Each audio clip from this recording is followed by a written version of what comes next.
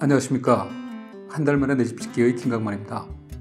이번 영상에서는 창호 공사에 대해서 말씀드리겠습니다. 창호는 외부 창호, 내부 창호, 또 출입문 이렇게 세 가지로 나누어 생각해야 합니다. 업체도 다르고 기능도 다릅니다. 먼저 외부 창호에 대해서 말씀드려 보겠습니다.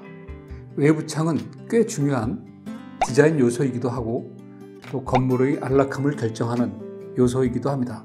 주택에 사용하는 외부 창호의 재질은 플라스틱으로 일반화되었고 명칭도 PL 창호라고 하고 있습니다. 외부 창호의 단열 성능상의 분류는 단창, 이중창, 시스템창 이렇게 세 가지가 있습니다. 먼저 이 세 가지의 단가를 감각적으로 보면 단창 대 이중창 대 시스템 창호는 1대 2대 3 정도가 될 것입니다. 성능, 그러니까 열 관리율은 이 반대인 1.6대 0.9대 0.7 정도라고 합니다. 물론 수치가 작을수록 좋은 것이죠. 이 중에서 단창은 준공허가 접수할 때 관에서 요구하는 전원주택 창호의 열 관리율이 1.5 이하이기 때문에 주택의 외부 창호로는 쓸 수가 없습니다. 그렇다면 이중창을 쓸 것인가 시스템 창호를 쓸 것인가를 정해야 하는데 근래에는 이중창도 워낙 잘 나와서 안락함을 확보하는데 문제가 없다라고 보았습니다. 우리 집의 위치가 양평의 표고가 해발 145m 고지여서 겨울에는 영하 20도를 계속 넘나드는 매우 추운 곳입니다. 눈이 오니까 더 추워 보이죠. 정말 추워서 못 견디면 어쩌지 하는 걱정을 많이 했는데 한겨울인 지금 아주 안락하게 지내고 있습니다. 포르톤과 PL 이중 창호 성능이 좋아서일 것입니다. 계단실에 고정창을 단창으로 했었는데 여기는 조금 물방울이 생겼습니다. 이 결론은 단열이 충분하지 않다는 의미이고 곰팡이의 원인이 되겠지요. 그래서 단창으로 된 고정창에는 뽀보기를 붙였습니다. 이중창으로 한 다른 곳은 결로가 없었습니다. 경제적인 이중창으로 선택한 것이 적절했다고 생각합니다. 물론 유리는 로이 유리가 내부창에 사용되어 열 관리율을 확보하는 데 중요한 역할을 한다고 합니다. 로이 유리는 LG에서 보증하는 유리라고 선전을 하고 있어 믿음이 갔습니다. 복층 유리의 내부 유리의 바깥면에 금속막 코팅을 해주어 내부의 에너지가 외부로 흘러가는 것을 차단하는 에너지 효율화 유리입니다. 로이 유리를 포함하여 업체에서 제공하는 PL 이중 유리 창호의 열 관리율은 0.936으로 주택용으로 사용하는데 무리 없는 수치라고 생각합니다. PL 창호를 선택할 때 PL 창호의 표면을 나무 문양의 필름을 붙일지 말지를 결정해야 합니다. 사실 나무가 아닌데 나무 문양을 한다고 나무 느낌이 나지 않을 것이란 생각 때문에 그대로 하얀 PVC색 그대로 했지요. 그런대로 느낌이 나쁘지 않네요. 그 다음 결정할 문제가 창을 벽체의 안쪽에 놓을까, 중간에 놓을까, 바깥쪽에 놓을까. 건물의 디자인 면에서 보면 창의 음영이 디자인의 플러스 요인으로 작용하니 창을 안쪽이나 중간에 설치하는 것이 좋을 것입니다. 하지만 방수나 먼지 오염을 생각하면 밖으로 설치하는 것이 좋겠지요. 계속 비가 들이쳤을 때 창밖의 평평한 부분에 조금이라도 틈이 있으면 물이 내부로 들어올 테니까요. 특히 벽체를 형성하고 있는 포르톤 블록은 수직으로 구멍이 많은 자재여서 혹 물이 들어오기 시작하면 심각한 문제가 발생할 수 있겠죠. 물론 창이 시작되는 블록은 리워서 쌓았지만요. 포르톤에서는 창문을 벽체 폭의 내부 쪽으로 배치했을 경우 창문 실 설치를 권장하고 있습니다. 하지만 이것도 비싸기도 하고 먼지가 쌓이는 것은 피할 수 없을 것입니다. 우리 집에서는 창문을 벽체의 외부 쪽으로 밀어 설치했습니다. 디자인을 조금 손해보더라도 기능을 우선으로 하자는 의미였죠. 창을 5mm 정도 외부로 돌출시켜 실런트 마감하는 것으로 마무리했습니다. 내부에는 삽목을 하부에 깔고 화분이나 작은 장식물을 올려놓는 것도 괜찮네요. 창호의 제품 성능이 아무리 좋아도 창과 벽체의 접합 부위가 부실하다면 의미가 없어집니다.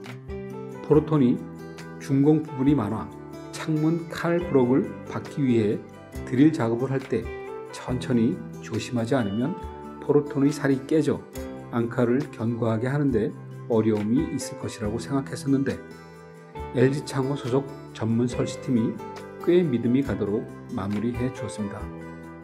벽체와 창틀 사이의 공간이 약 15mm 정도이고 길이는 250mm나 됩니다. 우레탄을 주입하려면 우레탄 토출구를 깊이 삽입한 다음 발포하면서 천천히 빼야 하는데 아주 충실히 해 주었습니다. 우레탄 충진이 충분하지 않으면 그 부분에서 결례가 발생할 수 있겠죠. 벽과 창호 사이에 코킹이 부실하다면 누수 위험이 있게 됩니다. 벽체에 마스킹 테이프를 붙이고 벽체와 5mm 돌출된 창호에 삼각 코킹을 쏘아줍니다. 창의 크기는 가능한 작게 하려 했습니다. 가끔 집을 구하는 TV 프로에서 큰 창, 특히 거실의 아래 위층을 터서 큰 통창으로 한 건물에 깍 하고 환호하는 모습을 보게 되는데 이건 아닌 것 같습니다. 전망의 환상은 잠시이고 안락함은 오래간다 이지요. 거실과 방의 창은 남향 아니면 동남향, 남서향에만 배치하고 그래도 조금은 크게 했고 북향에는 주방창, 화장실창, 베란다창은 최소한 작게 배치했습니다. 1층의 거실창이 폭이 제일 큰 3m 창인데 정남향이기도 하고 거실에 턱이 없이 그대로 외부 데크로 나갈 수 있도록 했고 가운데 1.5m 큰 창을 두고 양쪽에 0.75 두 개의 창호를 두는 형태인데 대부분 전망 때문에 이렇게 한다는 LG창호의 의견대로 했습니다. 방에는 폭 1.75 높이 1.25 창을 90도로 마주한 벽에 하나씩 배치했습니다. 시야, 채광, 통풍 그리고 열 손실 면에서 적절하다고 생각했습니다. 창의 단열 효율은 벽체의 단열 효율에 비해 떨어질 수밖에 없습니다. 국가에서 정한 기준으로도 5배 이상 차이가 있는 것이죠. 추운 지역에서는 창의 크기를 최소화하는 것이 바람직하다고 생각합니다. 우리나라에서 플라스틱 외부 창을 제품으로 생산하는 회사는 꽤 많지만 그래도 큰 곳이 3군데 있습니다. LG창호, KCC창호, 이건창호. 우리 집에서 가깝고 서종 IC에서 나오자마자 전시장이 있는 LG창호 대리점 바른창호에서 상담도 하고 공사도 하였습니다. 제품 설치는 4월 27, 28 양일간 두 분이 설치, 고정, 우레탄 충진을 했고 5월 7일 두 분이 외부 창호 주위 코킹을 마무리하였습니다. 창호 설치 공정은 조적과 미장 사이에 그리고 코킹은 외부 비계 해체 전에 타이밍 맞추어 해야 했는데 모두 너무 잘 해주었습니다. 외부 창호 중 현관문과 외부로 나갈 수 있는 다용도 실문은 또 다른 기능이 필요합니다. 방범과 화재 등에도 문제가 없도록 경고해야 하고 단열도 잘 되어야 하고 도어키 그리고 도어 클로저 등의 기능도 있어야 합니다. 플라스틱 창호는 현관문용으로도 나와 있기는 한데 현관문은 경고해야 하는데 이것까지는 극복하지 못하고 있다고 생각이 듭니다. 아마도 대기업에서 할만하지 않은 시장 규모라 중소기업에서 많이 하고 있고 고객과는 전시해서 소개하는 방식으로 유통되고 있다고 보입니다. 아무튼 여러 회사 중에 더블도어 현관문을 선택하여 설치했습니다. 열 관리율이 0.813이라는 시험 성적수도 있네요. 현관문과 다용도 실문의 설치는 4월 27일 1층 조적 공사가 마무리되면서 곧바로 작업을 했고 두 분이 하루에 2개의 문을 설치하였고 다용도 실문은 작업자 출입을 위해 보관해 두었다가 준공이 다가오면서 달게 되었습니다. 현관문은 조적과 문틀과의 틈이 너무 커서 그 사이를 우레탄으로 모두 채워야 했고 그 정도 여러 곳을 해야 했습니다. 문틀의 구조가 어찌 되었는지는 몰라도 한겨울을 지나고 있는 시점에도 결로가 발생하지 않았고 단열도 잘 된 것으로 생각됩니다. 문제는 문이 무거워서 그런지 문틀과 문짝이 각도가 맞지 않아 몇 번씩 작업하셨던 분이 와서 수정해 주었습니다. 다음은 현관문과 다용도 실문의 견적서입니다. 내부의 문과 화장실 문은 또 다른 별도의 시장이 생겼네요. 예전에 그러니까 20-30년 전까지만 해도 주택의 방문은 대부분 목재, 즉 원목으로 만들었었습니다. 그 이후로 내부에는 허니컴, 그 위에 압축판, 그 위에 필름을 붙여 쓰는 멤브레인 도어를 사용했죠. 그런데 필름이 떨어지는 문제를 갖고 있었습니다. 이제는 거의 대부분 ABS 문틀과 문짝으로 바뀌어 가고 있는 추세라고 보입니다. ABS는 3가지 원료의 여러 배합으로 코팅제, 발포제 등으로 사용되고 있는 말하자면 엔지니어링 플라스틱입니다. 무게도 목재문에 비해 2분의 1 수준이며 그래서 설치 작업도 쉽고 물에 강해서 들뜸이나 부식이나 번용도 없고 색상이나 질감이 목재와 구분이 되지 않을 정도로 정교하고 가격도 저렴한 편입니다. 천연 목재에 비해 촉감이 조금 떨어지기는 하지만 소위 당할 자가 없는 대세가 되었다고 봅니다. 우리 집에는 사무실 근처에 있는 송파 예더지 매장에서 자문을 구하고 규격과 색상을 선택해서 설치까지 맡기게 되었습니다.